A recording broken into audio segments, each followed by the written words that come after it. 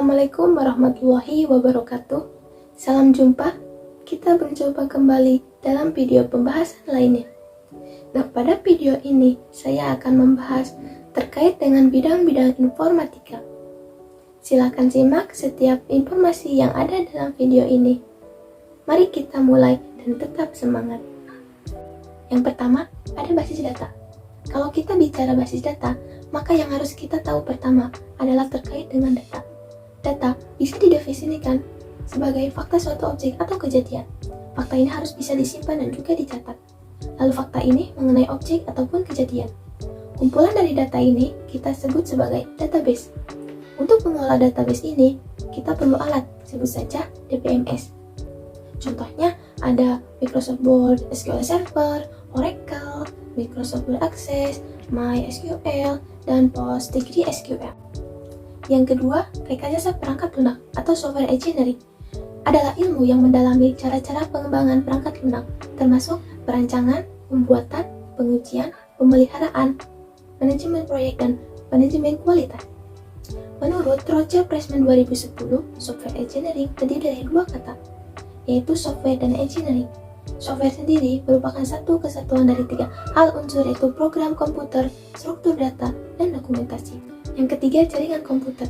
Jaringan komputer yaitu sistem yang terdiri dari dua atau lebih komputer yang saling sharing dalam menggunakan sumber daya. Saya ambil contoh sharing printer dalam gambar ini. Ada 4 komputer bisa berbagi dengan satu printer. Jadi 4 komputer ini bisa di-print lewat satu printer saja melalui media Bluetooth ataupun Wi-Fi hotspot. Yang keempat, grafika komputer adalah bagian dari ilmu komputer yang berkaitan dengan pembuatan dan manipulasi gambar secara digital.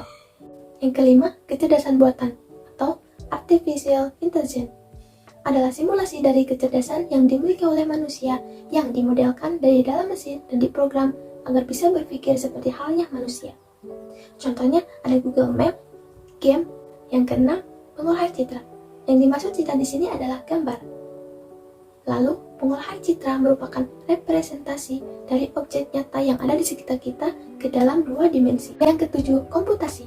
Komputasi adalah metode teknik pemecahan masalah dengan mengaplikasikan atau melibatkan teknik yang digunakan oleh software engineering dalam menulis program. Yang kedelapan, sistem informasi.